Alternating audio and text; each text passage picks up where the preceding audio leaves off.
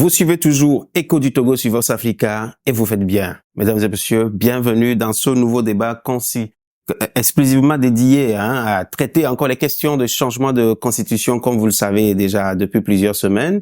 Mais avant toute chose, je vous fais un petit rappel. Dans la nuit du 25 au 26, il y a eu changement de constitution effectivement opéré à l'Assemblée nationale par les députés. Suite à cela, il y a eu un tollé général suscité par l'opinion, une bonne partie de l'opinion. Suite à cela, le président de la République a demandé une relecture et dans la foulée de la relecture, il a reçu une délégation venant de l'Assemblée nationale à qui il a intimé l'ordre d'aller consulter les populations entre griffes à la base. Je veux dire les chefs cantons d'un côté et puis les groupes organisés. Alors, qui sont les groupes organisés? Exactement, on en parlera tout à l'heure. Mais dans la foulée, l'opposition appelle à manifester les 11, 12 et 13. Mesdames et messieurs, bienvenue encore dans ce débat qui va nous permettre de questionner les différentes étapes de ce qui est en train de se jouer actuellement, c'est-à-dire les consultations d'un côté, la relecture, la quintessence de la Constitution en question. Et pour en parler, j'ai des confrères ici en studio que je me fais bien l'honneur et le plaisir de vous présenter. Je commence par ma droite. Il était déjà passé ici. Ça fait pas encore 2 semaines et il est de retour. Il s'appelle Credo Tété du journal Le Médium. Il est journaliste et analyste politique. Credo, bonsoir. Bonsoir Roger et merci une fois encore pour cette invitation pour faire, comme je le disais il y a à peine 2 semaines, nous faisons un exercice de réflexion, un exercice d'analyse et c'est avec plaisir que nous le ferons toutes les fois. Et juste en face de lui, je veux dire à ma gauche, nous avons Dieudonné Seonou du journal Helios Info. Il est également journaliste et analyste politique. Les deux hommes se connaissent très bien. Seonou, bonsoir. Bonsoir Roger. Bonsoir Credo. Bonsoir. Encore un plaisir d'être là. Partagez. À ce plateau, cette fois-ci, on aura des idées à émettre sur des sujets qui ne nous concernent pas trop, mais sur lesquels nous réfléchissons beaucoup mieux. C'est avec plaisir de faire cet exercice, comme je le disais tantôt, et je crois que nous allons poursuivre, disons, ce jeu intellectuel pour dire les choses telles qu'elles sont. Heureusement que c'est un jeu. Et comme vous l'avez remarqué, j'ai pas encore lancé le débat, mais apparemment le débat est déjà lancé. Je commence par quoi? Par ma gauche, mais je pose d'abord la question et puis on va y aller avec Dieudonné Seonou. Vous savez, le président de la République a demandé la relecture, ça les Togolais le savent. Et dans la foulée, il a reçu, comme je le disais tout à l'heure en introduction, un groupe de députés, un groupe de parlementaires. Et après discussion, il leur a recommandé d'aller voir les chefs cantons et également les groupes organisés. Les groupes organisés, on en parlera après. Mais dans la foulée, il faut noter que son ministre Gilbert Bahora a déclaré sur une chaîne internationale que nous connaissons très bien, nous l'avons tous suivi, qu'en fait, la procédure, qu'on le veut ou non, pour paraphraser un peu, ira à son terme. Est-ce que dans cette démarche-là, vous croyez un tant soit peu à la sincérité du président de la République sur ce coup? Ce que vous venez de dire au sujet du ministre Bahora m'amène à poser la question, à quoi sert finalement cette sortie du bureau parlementaire? Cette consultation, à quoi ça sert? Alors, lorsque vous arrivez à la conclusion selon laquelle rien ne pourra entacher l'aboutissement de cette démarche, notamment l'adoption et la promulgation de cette nouvelle constitution, alors finalement, pourquoi est-ce qu'on consulte? Très bien. Je reviens maintenant à votre question, celle de comprendre, voilà, la consultation qui est en cours. Selon moi, c'est encore, je ne dirais pas une perte de temps. Je ne dirais pas du gâchis, mais il fallait faire ou avoir toute cette vision bien avant d'aller dans ce sens aujourd'hui. Et je me dis, la classe politique donne trop de travail au président de la République. Il n'appartiendrait pas au président de relancer ce débat, de relancer cette procédure, de renvoyer à une seconde lecture. Et pour recommencer aujourd'hui cette trajectoire, vous voyez, les députés en fin de mandat ont pris d'assaut tout le territoire pour expliquer ce qu'ils devraient déjà faire en amont. Mais qu'est-ce qui pressait? On aurait dû commencer par là. Mais aujourd'hui, voilà où on en est. Et une sortie qui semble dire qu'en réalité, ça ne change rien. Bon, alors la question, c'est de savoir, est-ce que vous croyez à la sincérité du président de la République? Répondez-moi et puis je vais aller... Non, mais écoutez, le président de la République, il est sincère, justement. À la sortie, à l'adoption de cette loi par l'Assemblée nationale, les cris ont commencé, les critiques ont commencé, les analyses ont commencé sur d'abord la légitimité, la légalité de cette démarche. Et le président de la République, il a son devoir d'être à l'écoute de la population, d'être à l'écoute de ce qui se passe sur le territoire et d'en prendre d'ailleurs l'attention pour en faire ce qu'il veut. Il lui appartenait de promulguer cette loi pour qu'elle soit plutôt applicable sur tous les plans. Mais au vu de la tension, il a mieux fait. Faire un recul, prendre un recul et demander à ce que quelque chose d'autre soit fait d'abord avant de promulguer ou non. Dieudonné fustige un peu la démarche comme vous l'avez constaté, mais il estime quand même que le président de la République est sincère. Et moi, j'ai bien envie de vous poser la question de savoir si le président de la République est sincère, est-ce que c'est son ministre Bahara qui lui met les bâtons dans les roues? Non, mais moi, je dirais, en plus de la sincérité du chef de l'État, Faure Gnassingbé, il faut y ajouter cette sagesse parce que ce n'est pas donné à n'importe qui et surtout à un premier dirigeant de prendre le pouls. Et s'il faut comparer abusivement Faure Gnassingbé à un appareil médical, donc j'allais dire que c'est le tensiomètre parce qu'à un certain moment, il a su jouer son rôle de premier responsable du pays en demandant dans un premier temps la relecture et dans un second temps en demandant au bureau de l'Assemblée nationale de renvoyer les honorables députés à aller auprès des bases pour essayer d'avoir des séances d'information et d'écoute dans le but d'enrichir le travail qui a été fait. Donc, le chef de l'État a usé de sa sagesse et il a démontré son humilité, toute son attention, sa disponibilité d'écoute aux préoccupations du Togo. Alors la réaction de son ministre qui dit justement que le voulez ou non, ça sera promulgué. Non, j'ai comme l'impression que nous n'avons pas bien compris disons, les propos du ministre Gilbert Bawara. C'est vrai, Gilbert Bawara, on l'a toujours vu comme celui qui est incisif, mais Gilbert Bawara dit une chose assez basique. C'est-à-dire, la loi était déjà adoptée. Ça a été adopté. Le chef de l'État avait les 15 jours pour sa promulgation ou non, mais le chef de l'État, employant, disons, tous les outils nécessaires à sa disposition, a demandé une seconde lecture. Maintenant, et entre-temps, il a demandé qu'on aille auprès des groupes organisés, auprès des Togolais de tous les tréfonds du pays pour leur expliquer la démarche et avoir, disons, leur contribution. Maintenant, Gilbert Bawara, en intervenant la dernière fois sur une radio internationale, voudrait seulement dire que toutes les contributions qui seront, disons, fournies, qui seront recueillies, vont permettre d'enrichir le document, mais cela ne saurait entacher la procédure d'adoption. Donc, je crois que si vous êtes en face des juristes, tout le monde, ils vont dire que la loi est déjà adoptée et lorsque on s'inscrit dans la logique de deuxième lecture, en deuxième lecture, on peut améliorer quelques points. Il y a un point très important que moi je pense, et je suis d'avis avec un éminent juriste, maître Jean Yaovi Degri, lorsqu'il a parlé du positionnement des questions des droits de l'homme. Donc, un aspect comme ça, donc il va falloir qu'on mette cela en lumière. Donc, moi, je ne vais pas jeter de l'anathème sur le ministre Gilbert Bawara. C'est lui qui a employé les outils à sa disposition, mais moi, sachant lire entre les lignes, c'est juste une façon, selon moi, pour le ministre Gilbert Bawara de dire toutes les contributions seront les bienvenues, on va les écouter, mais cela ne saurait remettre en cause toute la procédure. Je suis très fasciné de vous voir dans le rôle de porte-parole du ministre Bawara. Eh bien, c'est lui-même qui a tenu ses propos sur cette antenne internationale. Oui, c'est votre analyse quand il dit « Cela n'entachera à rien le déroulement du processus ». Cela voudrait dire « La loi là sera adoptée ». Bon, elle est déjà adoptée, elle sera dans tous les cas promulguée. Dites-moi tout simplement que oui, c'est un écart peut-être de langage, mais il était peut-être en train de dire autre chose que ce qu'on lui prête aujourd'hui. Sinon, la phrase telle que libellée, c'est en français et c'est compris par tous les Togolais, par tous ceux qui comprennent le langage français. Et donc, me dire aujourd'hui qu'il est en train de dire qu'on va mettre des choses à la sorte de cette loi et puis la promulguer, non, c'est pas ce qu'il a dit.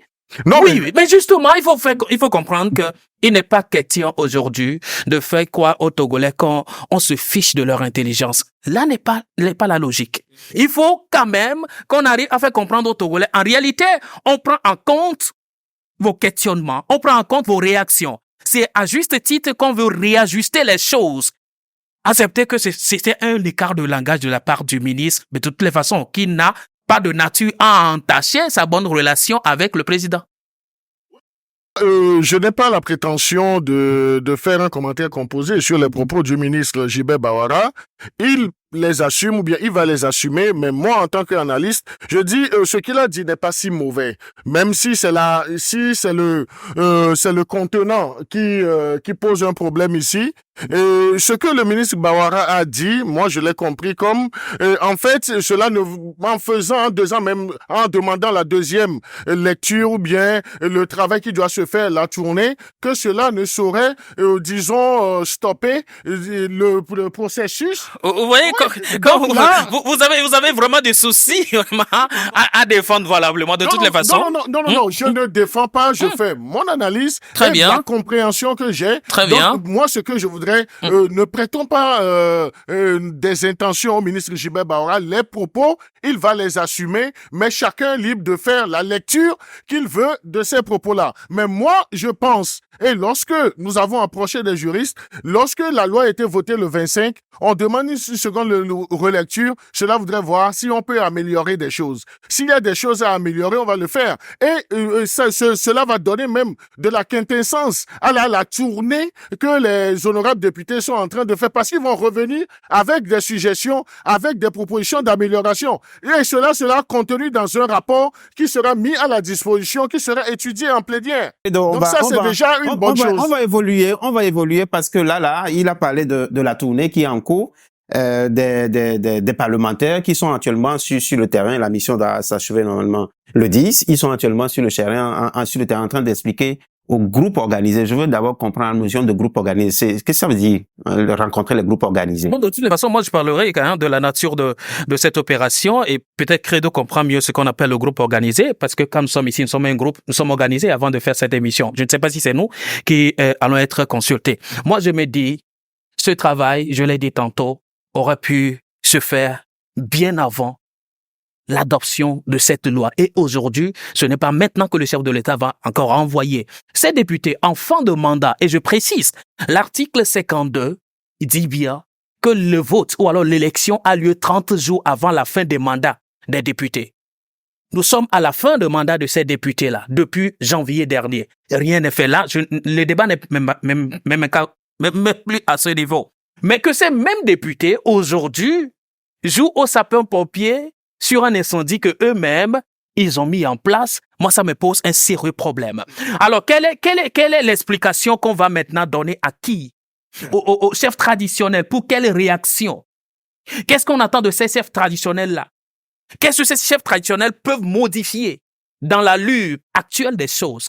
Je me pose essentiellement de questions. Le budget qui sera déployé aujourd'hui pour toute cette tournée-là, c'est prévu pourquoi finalement? Credo saura peut-être vous donner des naturellement, réponses il va revenir là-dessus. Mais écoutez, je me dis, il est temps de limiter certaines dépenses qui ne sont utiles à rien du tout, des dépenses qu'on aurait pu éviter. Mais aujourd'hui, on fabrique certaines dépenses et sur le dos encore du contribuable. Ce n'est pas évident. Credo, c'est quoi le groupe organisé? Est-ce que vous comprenez la démarche qui est en cours actuellement? Lui, il semble ne pas comprendre. Non, mais moi, je crois que le chef de l'État l'a dit. Donc, et c'est bien stipulé, c'est bien libellé. Une tournée d'échange et d'informations. Échange, c'est par rapport, disons, à la nouvelle loi avec le régime parlementaire. Échanger avec les groupes organisés, c'est les populations à la base des groupes organisés, les jeunes font partie des groupes organisés, les femmes, les artisans, c'est-à-dire aller toucher les Togolais qui sont à l'intérieur du pays, outre les représentants qui sont au Parlement. Donc, c'est une opportunité pour qu'on puisse savoir ce que pensent, disons, les populations togolaises du travail qui est en train d'être fait. Et là, je voudrais aussi ajouter, vous savez, la tournée n'est pas superflue. La perfection n'étant pas de ce monde, donc on peut essayer de refaire les choses comme cela se devait. Donc là, moi, je ne vais pas passer mon temps à jeter de l'anathème sur les députés, mais c'est bien fait aussi parce que ce sont les députés qui ont légiféré en toute légitimité, en toute légalité. Non. Parce que, en toute légitimité, en toute légalité, Non. parce qu'on ne saurait parler de vacances ou bien de gestion d'affaires courantes, parce que on serait dans la logique de parler de gestion d'affaires courantes lorsque les élections pour les prochains députés ont été déjà effectué et on attend le temps administratif pour qu'il prenne fonction. Et il nous en souvient aussi qu'on avait déjà une jurisprudence en juillet 2018, l'ancienne législature, avant celle qui prend fin et qui est obligée de rester en place jusqu'à l'arrivée d'une nouvelle en juillet 2018. Mais on avait ceux qui crient aujourd'hui dans la rue, vérité, qui étaient au Parlement. En vérité, mais ce on n'avait débat, pas trouvé, le débat sur la légalité, des anicroches lorsque eux, ils sont prolongés. Le débat Donc, sur il y la a déjà la légalité, jurisprudence qui est établie. Credo, le débat sur la légalité, peut-être que quand on rentre dans ça aujourd'hui, on va pas s'en sortir. Non, et moi, par contre, oui, la légalité, par contre, moi, la question que je voudrais vous poser, c'est de savoir, quand on voit la façon dont ça a été fait, est-ce que moralement, légitimement, certaines personnes ne sont pas en droit de s'opposer à la question sur la démarche? Non, on ne peut refuser à qui que... Non, on ne peut jamais refuser à qui que ce soit de porter une réflexion, d'analyser. Et ceux qui portent des critiques, les critiques sont les bienvenues. Maintenant, il faut savoir, est-ce que toutes les critiques sont fondées? Parce que dans l'analyse, lorsqu'on veut prendre ce sujet de la Constitution, il faut considérer le côté juridique et le travail, nous l'avons vu avec les juristes. Maintenant, c'est le côté opportunité qui prête aujourd'hui à confusion. Donc, c'est deux aspects. Le plan juridique et le plan opportunité. Le plan opportunité, tout le monde peut se poser la question, comme le commun des mortels le dit. Qu'est-ce qui presse ou bien pourquoi est-ce que c'est maintenant qu'on veut le faire? Mais là, nous ne sommes pas dans l'agenda. Mais tout ce que je sais, c'est que l'exposé des motifs, cette démarche a commencé depuis le mois de décembre depuis 2023. Maintenant, l'agenda des parlementaires a permis que ça passe par la commission des lois, que c'est la plénière du 25 mars qui a permis de revenir sur le sujet. Je veux pas continuer dans ce débat-là, mais ce qui m'intéresse, que je voudrais quand même demander à Credo et à plutôt Dieudonné, c'est de savoir, on connaît un peu les problèmes qui touchent ce qu'on appelle la chefferie au Togo, et sans savoir quelque part que les chefs cantons sont des gens qui dépendent directement de l'administration territoriale. En tout cas, je dirais tout simplement l'administration publique. Est-ce que vous pensez que rencontrer les chefs cantons, c'est assez représentatif du peuple aujourd'hui? Non, mais si vous avez trop d'idées à trouver la solution à votre question, pourquoi vous me la posez? Qui ne connaît pas les chefs traditionnels au Togo? Comment dirais-je? De toutes les façons, tout chef traditionnel dépend parce qu'ils reçoivent un document de certification de l'administration territoriale et doivent de compte à rendre au ministère et par ricochet à l'administration publique. Et donc, c'est cette administration publique, entre guillemets, qui a mis sur la table un projet de loi et qui le défend et vient auprès de vous pour avoir davantage, je ne sais pas si c'est votre bénédiction ou alors votre appréciation des choses. Qu'est-ce que vous direz? Allez contre ce que votre patron propose? Allez contre ce que celui de qui vous dépendez propose. Alors, c'est ce qui m'amène à poser la question sur l'essence même de cette discussion ou alors de cette tournée d'échange. Cela va aboutir à quoi? Alors, la sincérité du chef de l'État, oui, ça, je l'ai salué. Maintenant, la sincérité même des débats, où est-ce qu'on la trouve? Et je ne trouve pas une telle sincérité dans les échanges avec les chefs traditionnels, connaissant la nature de la chefferie traditionnelle au Togo. Ce n'est pas leur faute.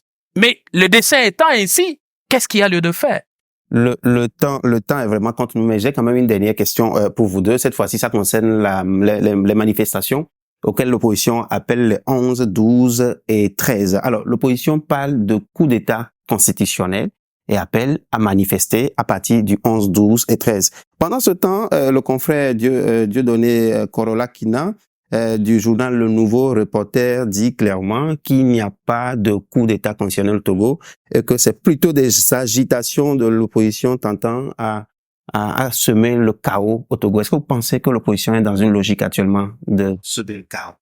Non, je crois que l'opposition est en train de jouer son rôle. Et l'opposition, je crois que c'est une renaissance pour une certaine classe politique de l'opposition. Mais tu permets que je fasse cette nuance. Nos chefs traditionnels sont ce qu'ils sont. Ce n'est pas parce que légalement, sur le plan administratif, ils dépendent du ministère de l'administration qu'ils sont assimilable à ce que on avait. Est-ce qu'ils sont assez indépendants que ça? C'est ce que vous voulez dire? Oui, les chefs traditionnels, donc je crois que ce sont des groupes organisés qui ont besoin également de donner leur avis, mais leur prêter l'intention que parce qu'ils reçoivent les arrêtés de nomination du ministère de l'administration, donc du gouvernement. Donc, Donc, ils sont payés par qui?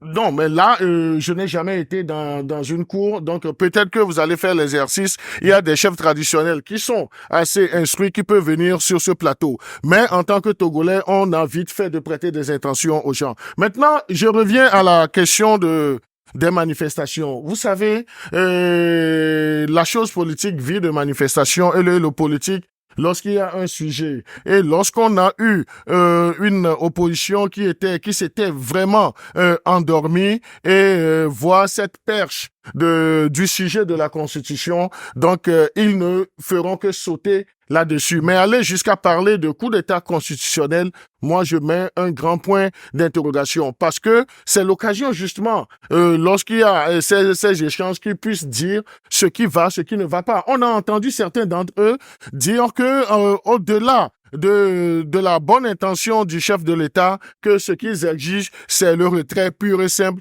de cette loi. L'occasion, aller à la table de discussion, aller échanger. Et c'est pourquoi nous avions titré ce jour dans notre parution hebdomadaire que les absents auront encore tort. Parce que là où le débat se fait, si vous refusez d'y aller, de faire vos contributions, de donner vos argumentaires, le débat se fera ailleurs sans vous et vous resterez toujours dans la rue pour crier. Dieudonné, vous l'avez suivi, il parle d'opportunités pour l'opposition. Disons, est-ce que vous les voyez opportunistes? Est-ce que vous les voyez semer le chaos? Est-ce que vous les voyez comme des absents qui auront tort devant l'histoire? Non, écoutez, chacun a sa manière de faire la lecture de cette situation. Hein. Je ne saurais prêter l'intention à l'opposition de s'absenter à une table de discussion, je dirais pas de négociation.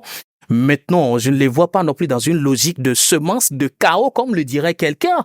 Et donc, l'opposition est dans son rôle de contester ce qu'il trouve contestable.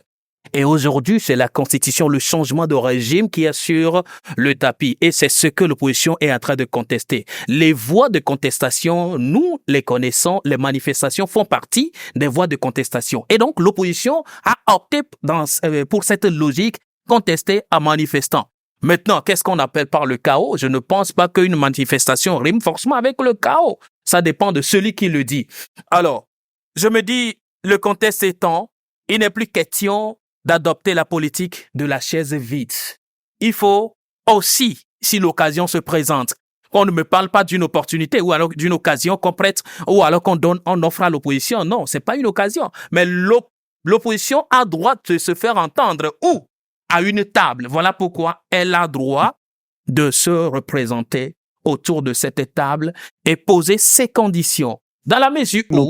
Nous parlons des consultations en cours. Bien évidemment. C'est ça que vous appelez la table. Bien donc évidemment. Vous pensez que l'opposition doit normalement rencontrer ces parlementaires en question?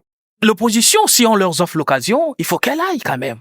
Il faut que l'opposition aille discuter, échanger. L'histoire retiendra que l'opposition a fait des propositions mais qui ne sont pas prises en compte, ou alors qui ont été prises en compte. Mais refuser d'y aller sera un autre bras de fer qui n'aura pas son sens. Okay. Vous semblez être au moins d'accord vers la fin de l'émission sur cette question de l'opposition qui devrait rencontrer.